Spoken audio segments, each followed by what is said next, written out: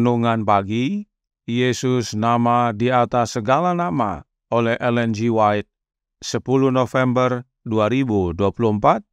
Mari kita berdoa. Bapa kami yang di sorga, Allah pencipta langit dan bumi, laut dan segala isinya, Allah yang maha besar, maha kuasa, sumber segalanya, yang kami sembah selalu melalui anak-Mu yang tunggal, Yesus Kristus.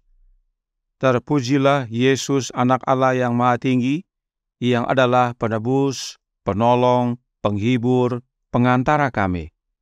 Pada pagi hari ini kami bersyukur boleh bangun dan berbakti, dan sebagaimana membaca dan mendengarkan nasihat firman-Mu, kiranya ini menjadi pembaharuan dan sukacita bagi kami semua, agar menerima Kristus dalam hidup kami, sehingga kami boleh menerima kelegaan yang daripadanya. Beserta kami sepanjang perbaktian ini, kehendak-Mu yang jadi. Ampun kami akan dosa dan salah, karena kami berdoa hanya dalam nama Anak Allah yang tunggal, Yesus Kristus, yang adalah Tuhan dan Juru Selamat kami. Amin. Renungan hari ini akan dibacakan oleh Saudara Flandi Torondek. Kepada Saudara Flandi, kami persilahkan. Selamat pagi. Jadi renungan kita pada pagi hari ini, tanggal 10 November, adalah pemberi kelegaan. Kata Alkitab, marilah ke tempat yang sunyi, supaya kita sendirian, dan beristirahatlah seketika. Markus 6 ayat 31. Kristus tidak mengucapkan sepatah kata pun yang menyingkapkan pentingnya dirinya, atau menunjukkan keunggulannya. Ia tidak mengabaikan sesama manusia. Ia tidak menganggap dirinya berwenang karena hubungannya dengan Allah. Tapi perkataan dan tindakannya menunjukkan bahwa ia memiliki pengetahuan tentang misi dan karakternya. Ia berbicara tentang hal-hal surgawi sebagai pribadi yang mengenal segala sesuatu yang surgawi. Ia berbicara tentang keintiman dan kesatuannya dengan Bapa, seperti seorang anak berbicara tentang hubungannya dengan orang tuanya. Ia berbicara sebagai pribadi yang datang untuk menerangi dunia dengan kemuliaannya. Ia tidak pernah menjadi pelindung sekolah-sekolah para rabi, karena ia adalah guru yang diutus Allah untuk mengajar manusia. Sebagai pribadi yang di dalamnya ditemukan segala kuasa pemulihan, Kristus berbicara tentang menarik seluruh manusia kepadanya, dan tentang memberi mereka hidup yang kekal. Di dalam Dia ada kuasa untuk menyembuhkan setiap penyakit fisik dan rohani. Kristus datang ke dunia kita dengan kesadaran yang lebih dari kebesaran manusia, untuk menyelesaikan pekerjaan yang hasilnya tak terbatas. Di mana Adam menemukannya ketika melakukan pekerjaan ini di rumah Petrus sang nelayan, beristirahat di dekat sumur Yakub, memberitahu wanita Samaria tentang air hidup.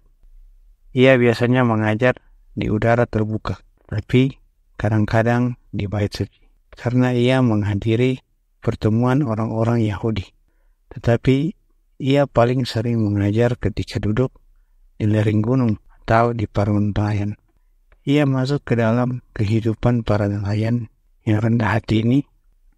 Simpatinya dihimpun demi mereka yang membutuhkan, yang menderita, yang dihina, dan banyak yang tertarik padanya. Ketika rencana penebusan ditetapkan, diputuskan bahwa Kristus tidak akan muncul sesuai dengan karakter ilahinya, karena dengan demikian ia tidak dapat bergaul dengan mereka yang tertekan dan menderita. Ia harus datang sebagai orang miskin. Ia dapat saja muncul sesuai dengan kedudukannya yang tinggi di istana surgawi, tapi tidak. Ia harus menyangkau ke dalam terendah dari penderitaan dan kemiskinan manusia, agar suaranya dapat didengar oleh mereka yang terbebani dan kecewa, agar pada jiwa yang lelah dan sakit karena dosa, Ia dapat menyatakan dirinya sebagai sang pemulih kerinduan semua bangsa, sang pemberi kelegaan. Dan bagi mereka yang merindukan ketenangan dan kedamaian saat ini, sama benarnya seperti mereka yang mendengarkan perkataannya di Yudea. Ia berkata, "Marilah kepadaku semua yang letih lesu dan beban berat, aku akan memberi kelegaan kepadamu." Matius 11 ayat 28. Manuskrip 14 tahun 1897. Demikian bacaan renungan pagi kita pada pagi hari ini. Tuhan Yesus memberkati. Terima kasih atas penata layanan Saudara Flandi. Tuhan Yesus memberkati. Selamat pagi saudaraku dalam Tuhan. Mari kita baca kutipan-kutipan berikut ini tentang Yesus. Ye shall receive power, halaman 130, paragraf 5 dan 6 berkata, "Tidak ada penghibur seperti Kristus, lembut dan benar. Dia dijamah dengan perasaan kelemahan-kelemahan kita. Rohnya, yaitu rohnya Yesus, berbicara kepada hati. Pengaruh dari Roh Kudus adalah kehidupan Kristus dalam jiwa. Roh ini bekerja di dalam dan melalui setiap orang yang menerima Kristus. Mereka yang mengetahui kehadiran roh ini mengungkapkan buah-buahnya: kasih, sukacita, damai, kesabaran, kelemah lembutan, kebaikan, iman." Dikatakan tidak ada penghibur seperti Kristus. Artinya, hanya Yesus penghibur kita, yang lemah lembut dan benar. Dan penghibur itu hadir melalui kehadiran rohnya, yaitu rohnya Kristus yang kudus. Dan kita menghasilkan buah-buah roh. Kemudian, suratnya nomor 103 tahun 1898 paragraf 15 berkata, "Kristus datang sebagai penghibur bagi semua yang percaya." Percayakah saudara bahwa Yesus adalah sang penghibur? Selanjutnya, manuskrip 7 tahun 1902 paragraf 10 menyatakan, "Kristus dikenal dengan nama yang diberkati, si penghibur." Sang penghibur tidak lain adalah Yesus Kristus itu sendiri. Berikutnya, manuskrip 20 tahun 1892 paragraf 22 berkata, "Karena dengan iman kita memandang kepada Yesus, iman kita menembus bayang-bayang, dan kita memuja Allah atas kasih-Nya yang luar biasa dalam memberi kita Yesus sang penghibur." Inilah janji Allah Bapa yang dinyatakan melalui anaknya bahwa sang penghibur itu adalah Yesus Kristus itu sendiri. Mengapa kebenaran ini perlu kita ketahui? Karena ada hubungan kelegaan dan sang penghibur. Yesus berkata dalam Yohanes 15 ayat 4 yang berbunyi, "Tinggallah di dalam aku dan aku di dalam kamu. Sama seperti ranting tidak dapat berbuah dari dirinya sendiri kalau ia tidak tinggal pada pokok anggur, demikian juga kamu tidak berbuah jikalau kamu tidak tinggal di dalam aku." Dan tentang hal ini Roh Nubuat berkata dalam Steps to Christ, halaman 71 paragraf 1. Yesus berkata, "Tinggallah di dalam aku."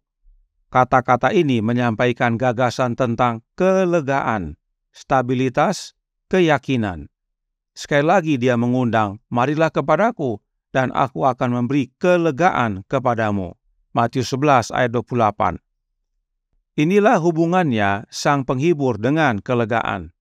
Sebab Yesus adalah sang pemberi kelegaan, Yesuslah sang penghibur, dan dia tinggal di dalam kita oleh kehadiran rohnya yang disebut penghibur. Manuskrip Releases volume 14 halaman 179 paragraf 2 berkata, "Aku akan minta kepada Bapa, dan ia akan memberikan kepadamu seorang penolong yang lain, supaya ia menyertai kamu selama-lamanya, yaitu Roh kebenaran.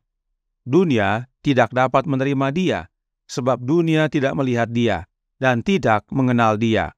Tetapi kamu mengenal dia, sebab ia menyertai kamu dan akan diam di dalam kamu."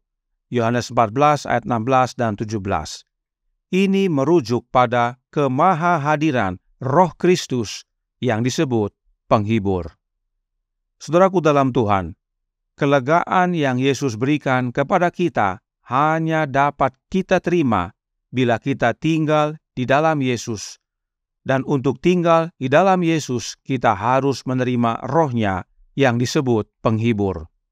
Karenanya, hati-hati dengan ajaran yang mengatakan bahwa Sang penghibur itu bukan Yesus. Penghibur kita yang memberikan kelegaan adalah Yesus Kristus. Karenanya, The Ministry of Healing halaman 247 paragraf 1 menyatakan, kedamaian yang abadi, ketenangan jiwa yang sejati hanya mempunyai satu sumber. Inilah yang dimaksudkan Yesus ketika Ia mengatakan, marilah kepadaku semua yang letih lesu dan berbeban berat. Aku akan memberi kelegaan kepadamu. Matius 11 ayat 28. Damai sejahtera kutinggalkan bagimu, damai sejahteraku kuberikan kepadamu. Dan apa yang kuberikan tidak seperti yang diberikan oleh dunia kepadamu. Yohanes 14 ayat 27. Damai ini bukanlah sesuatu yang diberikannya secara terpisah dari dirinya.